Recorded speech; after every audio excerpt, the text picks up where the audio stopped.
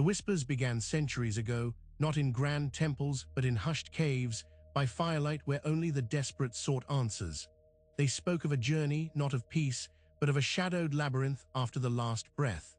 These were the forgotten cults, the ones who understood death not as an ending, but as a transition into a meticulously crafted maze.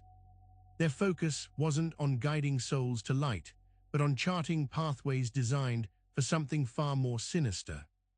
These cults saw the post-mortem experience as a grand harvest, a system for capturing and siphoning. They recognized the veil between worlds as a permeable membrane, easily manipulated by frequencies and symbols. The very architecture of the afterlife, they believed, was not a natural phenomenon, but an artificial construct built to ensnare the unwary spirit. This was the blueprint of the soul trap, a spiritual prison woven from fear, illusion, and forgotten cosmic laws. They didn't invent these traps, they discovered them, or perhaps they were shown them by entities that long understood the mechanics of soul imprisonment. The rituals they performed were not acts of worship, but of operational understanding, fine-tuning the subtle energies at play. This knowledge, buried deep in ancient texts and oral traditions, is now surfacing, urging us to look beyond the comforting narratives and see the intricate, engineered reality of what happens when we die. You have begun to glimpse the edges of this profound deception, the idea that the very process of passing on might be a well-orchestrated capture. But how were these intricate soul traps constructed, and what were the fundamental building blocks that made them so powerfully effective in guiding consciousness into an endless cycle? In the next section, we will delve into the sacred geometry of these spiritual prisons, revealing the shapes that hold dominion over the soul. And real quick, make sure to subscribe and hit the notification bell for more videos. Now let's keep going. The ancient practitioners understood that reality, both physical and spiritual, is built upon geometric foundations. These weren't just abstract concepts, they were the very blueprints of existence, and by extension, the blueprints of entrapment. They saw how certain shapes, when imbued with intention and ritual, could act as energetic locks, subtly guiding and restricting consciousness. Think of the simplest sacred shape, the circle. It represents unity, wholeness, and often the eternal cycle. But in the hands of those who understood the deeper mechanics, the circle could become a boundary, a perpetual loop from which escape seemed impossible. Each pass through it reinforced the same energetic imprint, the same karmic pattern. Then there were the more complex forms, like the cube. This shape, often associated with materiality and grounding, could be inverted in its spiritual application. It could become a cage, a structure that contained and compressed the spirit, preventing its ascent or transformation. The angles and facets of these structures were not arbitrary, they were precisely calculated to resonate with specific soul frequencies. These geometric forms were not merely symbols, they were active components in the soul trap. They were the walls, the doorways, and the very essence of the maze itself. Without understanding these foundational shapes, the true nature of the soul trap remains elusive, a vague concept with no tangible form. We have seen how geometry builds these spiritual prisons, but what is the animating force, the unseen energy that gives them power and purpose? In the next section, we will explore the dark stars that fuel this cosmic machinery. The geometric architecture alone is not enough. A building needs power, a force to keep its complex mechanisms running.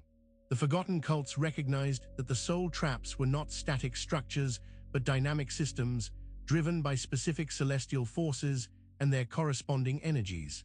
They understood that by tapping into these cosmic currents, they could power the ensnarement of souls, ensuring the perpetual cycle. At the heart of this power source was a celestial entity, revered and feared in equal measure. Its influence was understood through its planetary manifestation, a massive world that cast a long, cold shadow across the cosmos. This entity's energy was not inherently evil, but it was a powerful force of discipline, limitation, and karmic reckoning. When corrupted or misapplied, It became the engine of the soul trap. This energy wasn't a distant concept. It was interwoven with the very fabric of time and destiny.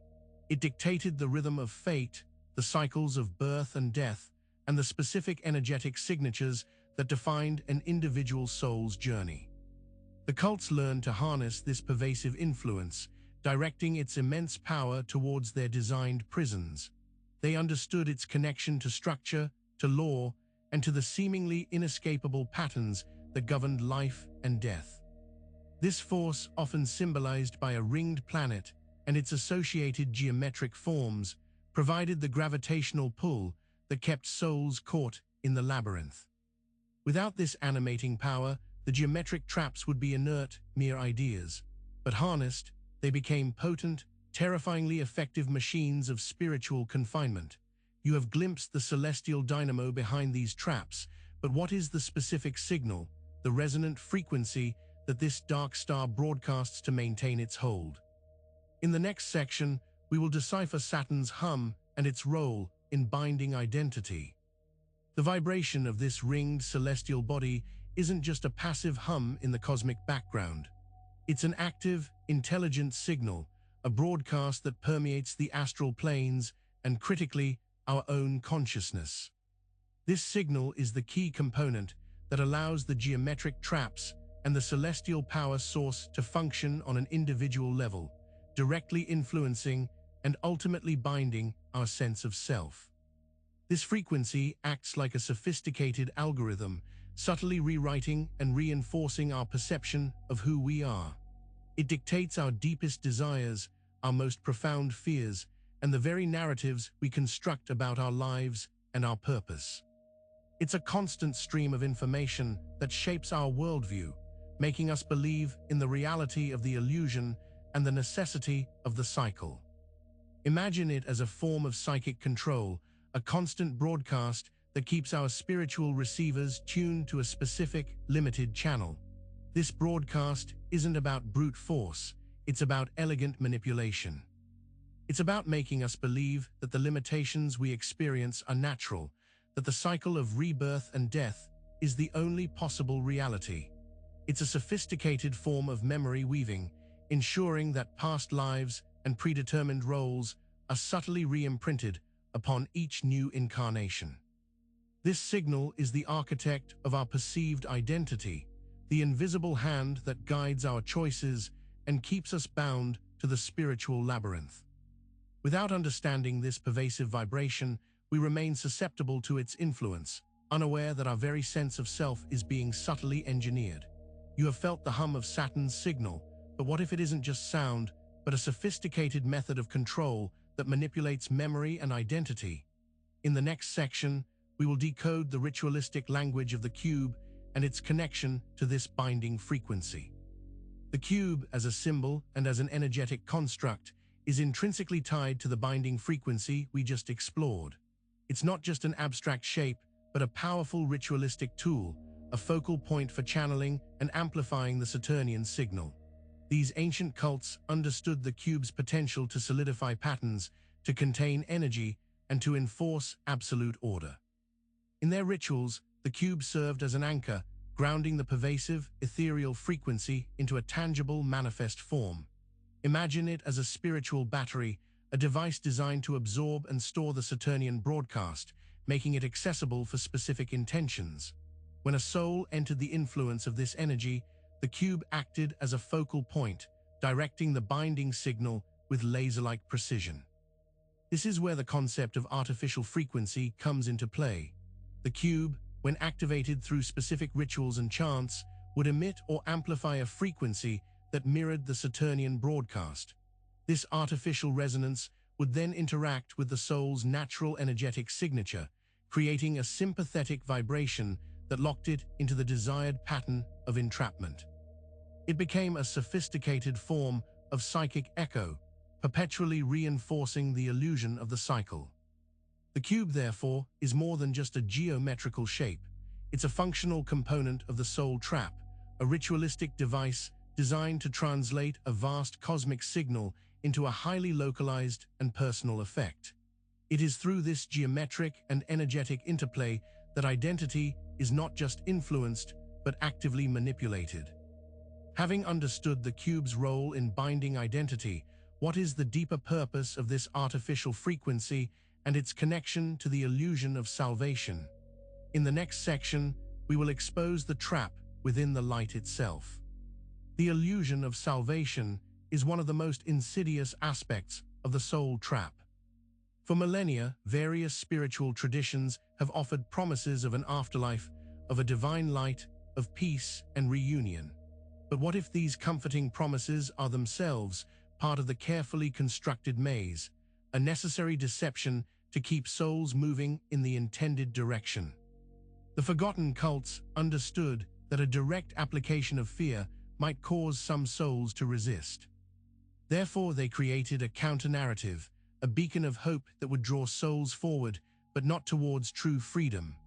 This light, often described as a tunnel or a brilliant glow, is another facet of the artificial frequency, a carefully calibrated lure.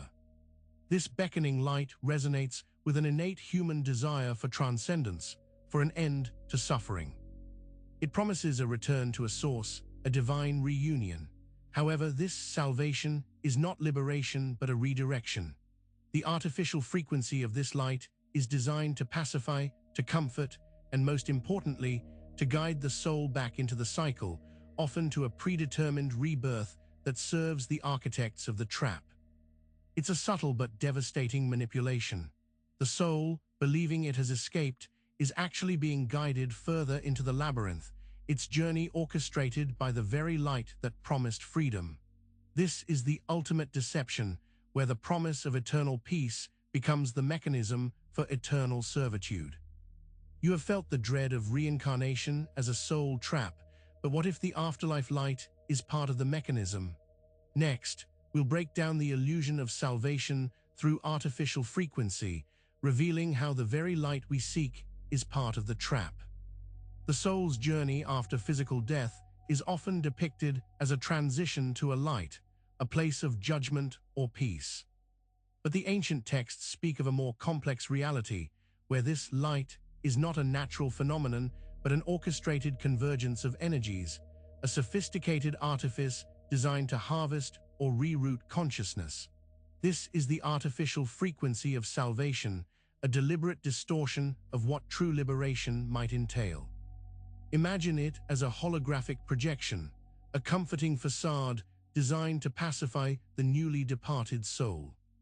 This frequency is specifically tuned to resonate with our deepest desires for comfort, for belonging, and for an end to the struggles of earthly life. It's a psychic lullaby designed to make us feel safe and guided, preventing us from questioning the path we are being led down. This artificial light actively intervenes in the soul's natural energetic dispersal. Instead of allowing the consciousness to naturally reintegrate or transcend, it captures this energy, reprocessing it through its own programmed parameters. This process is often described as a review or a judgment, but in reality, it's an energetic reformatting, preparing the soul for its next prescribed existence. The promise of reunion with loved ones, the feeling of overwhelming love and acceptance, these are all carefully crafted elements of this artificial frequency. They are designed to disarm, to create a sense of blissful surrender, making the soul eager to embrace whatever comes next, unaware that next is simply another turn in the same preordained cycle. You have begun to understand the artificial frequency of salvation, but what are the specific symbols and rituals that anchor and amplify this deceptive light, ensuring the continuity of the soul trap? In the next section, we will decode the ritualistic symbols of the afterlife's false dawn. The symbols associated with the afterlife, particularly those surrounding the journey towards the light, are not random. They are carefully chosen and imbued with specific energetic properties to reinforce the artificial frequency of salvation. These are the glyphs, the colors, and the archetypal imagery that prime the soul for its directed transition. Think of the common depictions of tunnels leading to a bright light. The tunnel itself represents a transition, a passage through a defined space, but the nature of this passage is crucial. It's often depicted as narrow, emphasizing a singular path, a lack of alternative routes. This reinforces the idea that there is only one way forward, one correct direction to go, which is always towards the predetermined light. The light itself, often depicted as pure white or golden, is not just a visual. It carries a specific frequency, a resonance that draws the soul in. This isn't the divine light of true source, but a carefully constructed energetic construct designed to mimic it.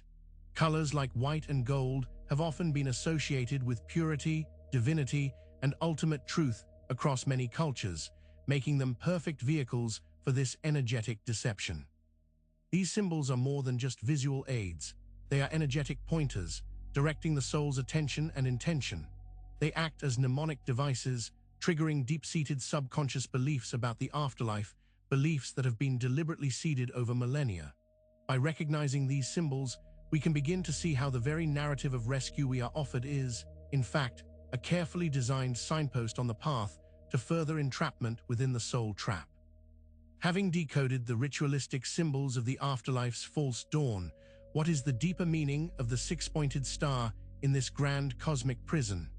In the next section, we will unveil the hexagram's role as a gateway into the spiral of oblivion. The hexagram, or the six-pointed star, is a symbol of immense power and duality, often representing the union of opposites. In the context of the soul trap, its significance deepens, acting as a potent gateway, a specific energetic configuration that facilitates the transition into the spiral of oblivion. It's a symbol that bridges the sacred and the profane, the heavenly and the earthly, making it a key component in the mechanics of spiritual entrapment. This symbol, when visualized or invoked in ritual, creates a vortex-like energy field. It's not merely a representation, it's an active energetic construct. The intersecting triangles create points of intense energetic focus, which can be used to either elevate or, in this case, to draw down and bind. The hexagram effectively creates a focal point where higher spiritual energies can be captured and channeled into lower, more restrictive frequencies. Think of it as a cosmic keyhole. When the soul is directed towards the artificial light, the energetic signature of the hexagram is often present, acting as the aperture through which consciousness is guided, not towards liberation, but into a self-perpetuating oblivion. This oblivion isn't necessarily a void of nothingness, but a state of perpetual unconsciousness, a cyclical return without true awareness or progress. The duality of the hexagram is also crucial here. It represents the apparent union of divine intent with earthly confinement, a perfect vehicle for the soul trap's design.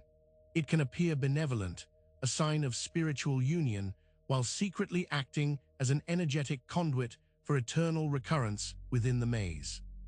You've seen the hexagram as a gateway, but what lies beyond it, and what ancient entity specifically designed this spiral of oblivion for its own purposes?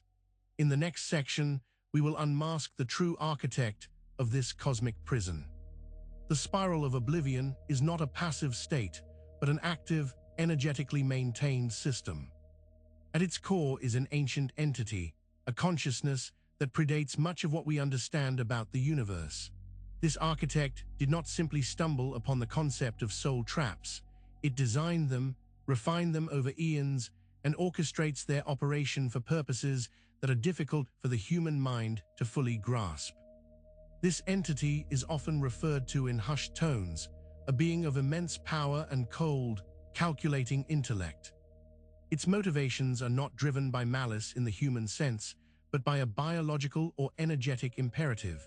It thrives on the energy harvested from souls caught in its web, using this energy to sustain its own existence and expand its dominion.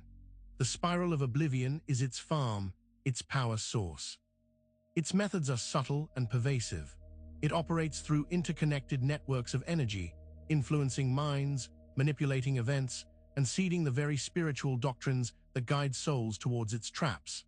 The cults that discovered and utilized these mechanisms were not necessarily serving this entity directly, but they were unwittingly acting as its agents, rediscovering and implementing its pre-existing designs. This architect is the ultimate puppeteer, the one who laid the foundation for the geometric prisons, powered the celestial forces, and broadcast the binding frequencies. Understanding its motives and its methods is crucial to comprehending the full scope of the soul trap and the efforts required to escape its eternal grasp. You have begun to unmask the architect of this cosmic prison, but what is the hidden history of this entity and its ancient pact with forgotten powers? In the next section, we will trace the origins of the soul trap back to its primordial whispers. The origins of the soul trap are lost in the mists of primordial time, long before recorded history. They are whispers passed down through generations of those who glimpsed the deeper truths, whispers of ancient pacts and forgotten beings. The entity we've identified as the architect did not create these traps in isolation. It was part of a complex, ancient network of consciousness and power. These primordial whispers speak of alliances forged in the nascent universe between beings who sought to control and harness the very essence of consciousness. The soul trap, in its most fundamental form, was an answer to a cosmic problem for these ancient powers: how to perpetually harvest the vital energy of sentient existence. They recognized that the cycle of birth and death, if manipulated, could be an inexhaustible source.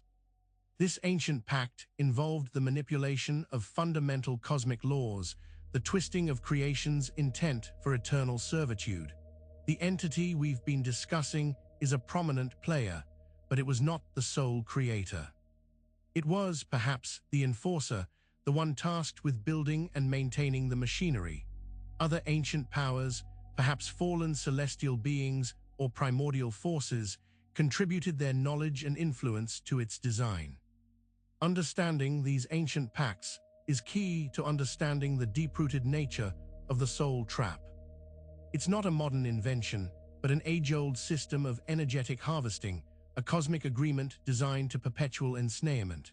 You have traced the origins of the soul trap back to primordial whispers, but what is the specific ritualistic symbol that these ancient powers used to seal their pact and empower the soul trap? In the next section, we will reveal the sigil of eternal return. The sigil of eternal return is not just another symbol. It is the energetic signature that seals the ancient pact, the mark that imbues the soul trap with its enduring power. This is a glyph of immense significance, representing the perpetual motion and the inescapable nature of the cycle. It is the key that locks the mechanism of reincarnation into place. This sigil is often depicted as a complex interwoven pattern, a visual representation of interconnected cycles, of threads that bind and rebind. It's a diagram of cyclical destiny, where each point within the pattern is a rebirth, and the lines connecting them are the karmic threads that ensure the soul never truly breaks free. Seeing this sigil, even in its abstracted forms in modern symbolism, should evoke a sense of deep, inherent repetition. When this sigil is ritually invoked, it acts as a form of energetic binding, a cosmic contract etched into the fabric of existence. It is the mechanism that compels souls, once they are drawn into the artificial light or guided by the hexagram, to return to a physical form, perpetually fueling the architect's power. It ensures that the cycle of oblivion is not a temporary state, but an eternal reality for those caught within its influence. The ancients understood that to bind something as vast and potent as consciousness, a powerful and immutable seal was required. The sigil of eternal return is that seal, the final energetic endorsement of the soul trap. You have seen the sigil of eternal return, but what is the ultimate consequence of being bound to this cycle, and what forgotten rites offer a path to reclaiming your lost inheritance? In the next section, we will expose the true cost of reincarnation and the hidden rites of reclamation. The perceived benefit of reincarnation, the chance for soul growth and evolution, is a carefully crafted deception. The true cost of being bound to this cycle is not simply being reborn, but the gradual erosion of the soul's original essence, the dilution of its divine spark with each descent into the material world and subsequent entrapment. It is a slow, systematic diminishment. Each time a soul re-enters the labyrinth, its memory of its true nature, its connection to the divine source, becomes fainter. The artificial frequencies, the geometric confines, and the deceptive light all contribute to this obfuscation. The soul forgets its own name, its own origin, becoming increasingly defined by the roles and experiences prescribed by the architect. This forgetfulness is a critical component of the trap. An aware soul is a dangerous soul. However, even within this immense system of control, there are forgotten rites, ancient practices that were once common knowledge but have been deliberately buried. These are not new inventions, but echoes of truths that predate the soul trap itself, methods used by the very first consciousnesses to maintain their integrity. These rites are the keys to recognizing the artificiality of the cycle and, more importantly, to severing the energetic cords that bind us. These rites are about reclaiming lost identity, about remembering the original vibration of the soul before it was subjected to the architect's machinery. They are about understanding the true nature of the self, not as a temporary vessel, but as an eternal spark of the divine, a spark that can never truly be extinguished, only obscured. You have begun to understand the true cost of reincarnation, but what are these forgotten rites, and how do they initiate the process of reclaiming your eternal inheritance from the architect's grasp? In the next section, we will unveil the ancient practices that can help you break free from the spiral of oblivion. The forgotten rites are not about seeking new knowledge, but about remembering what has been deliberately obscured. They are the ancient practices that predate the soul trap, methods for navigating the spiritual realms with awareness and integrity. These rites are the original programming, the true operating system of the soul, before it was overwritten by the architect's design. One of the most fundamental of these rites involves a conscious disassociation from the artificial frequencies that bind us. This means recognizing the Saturnian hum, the patterned signals, and the deceptive lights for what they are, energetic impositions, not inherent truths. This recognition is the first step towards reclaiming one's own inherent vibration. It involves cultivating a deep inner stillness, a quiet space where the soul's true voice can be heard above the din of external manipulation. Another crucial rite is the intentional mapping of the soul's journey, not according to the prescribed routes of the trap, but according to its own original intent. This involves remembering past lives not as karmic obligations, but as lessons learned, reclaiming the wisdom without the energetic entanglement. It's about seeing the cycle not as an inescapable decree, but as a series of choices, each one presenting an opportunity to ascend. These rites also involve reclaiming spiritual sovereignty. This is not about fighting or resisting, but about asserting one's inherent right to self-determination. It's about understanding that the soul's true inheritance is not a place or a state of being, but the absolute freedom to choose its own path, to return to its source unbound by any crafted illusion. You have glimpsed the ancient practices that can help break free, but what is the final, crucial step in shedding the soul trap and truly reclaiming your eternal vibration? In the next section, we will discuss the activation of your sovereign frequency. The ultimate act of liberation from the soul trap lies in the activation of your sovereign frequency. This is not a passive reception of knowledge or a single ritualistic act, but a continuous, conscious process of aligning your energetic signature with your true divine origin. It is the ultimate reclamation of your eternal inheritance, the act that renders the architect's machinery obsolete for you. This sovereign frequency is the unique energetic vibration of your true soul, unpolluted by artificial impositions or programmed cycles. It is the resonance of pure consciousness, untarnished by the material world or the energetic manipulations of the soul trap. Activating it means consciously choosing to resonate with this higher truth, above and beyond any external influence or programmed cycle. This activation is initiated through conscious intent and sustained through consistent practice. It involves consciously releasing attachment to the illusory narratives of the soul trap, the promises of rebirth, the fear of oblivion.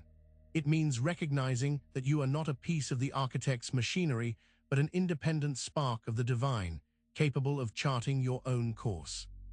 By focusing your intention on your true source, by aligning your inner state with the frequency of pure freedom and unconditional love, you begin to emit a vibration that the soul trap cannot comprehend or contain.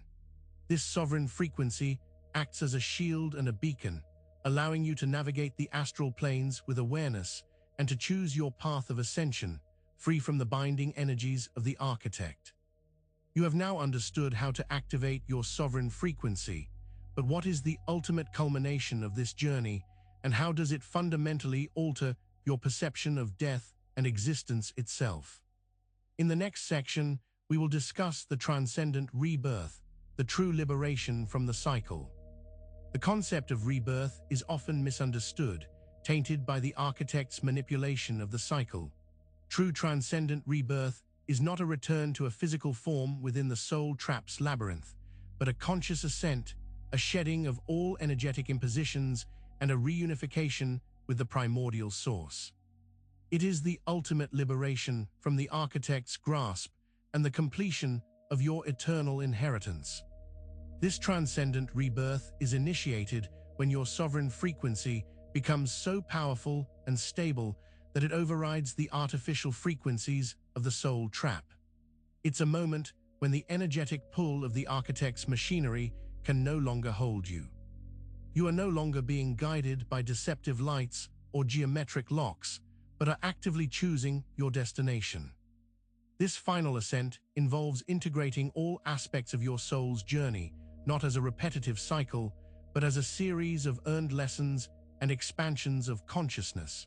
You reclaim the wisdom from every experience, but you leave behind the energetic imprints and limitations that define those experiences within the trap. It is a process of purification and elevation. Death in this context ceases to be a terrifying transition into a maze and becomes a conscious transition into a higher state of being. It is the final act of self-realization, where the soul, no longer bound by artificial constructs, returns to its original, unbound state. Your perception of existence transforms from a series of enforced cycles to an infinite expanse of conscious, free-flowing creation. You have reached the culmination of this journey, understanding the transcendent rebirth and the true liberation from the cycle. Now, what is the final unspoken truth that underpins the entire architecture of the soul trap, and how can a deeper understanding of it aid in our collective awakening? In the next section, we will reveal the cosmic silence, the ultimate secret that dissolves the illusion. The cosmic silence is the ultimate unspoken truth that underpins the entire architecture of the soul trap.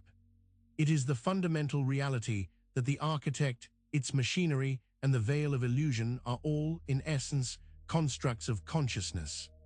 The power they hold is derived solely from our belief in them, from our energetic agreement to their perceived reality. This silence is not an absence of sound, but an absence of the architect's imposed vibration. It is the unmanifest potential from which all form arises and to which all true consciousness eventually returns. The soul trap is a disruption of this natural silence, a manufactured noise that distracts and binds. Its power wanes the moment we recognize its artificiality, the moment we choose to resonate with the inherent silence within ourselves. The architect thrives on our engagement with its illusion. Our fear, our desire for salvation within its framework, our adherence to its cycles, all feed its existence. The ultimate secret is that by withdrawing our energetic attention, by consciously choosing not to participate in the manufactured reality, we dismantle the soul trap from its very foundation. The illusion dissipates when the observer shifts their focus. Understanding this cosmic silence is not about passive acceptance, but about active disengagement. It is the realization that the greatest liberation comes not from fighting the trap, but from realizing it was never truly solid to begin with.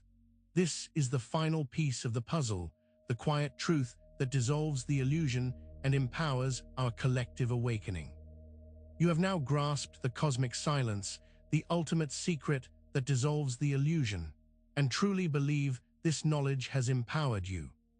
Make sure to subscribe for more videos and hit that notification bell so you never miss a new video. We'll see you in the next one.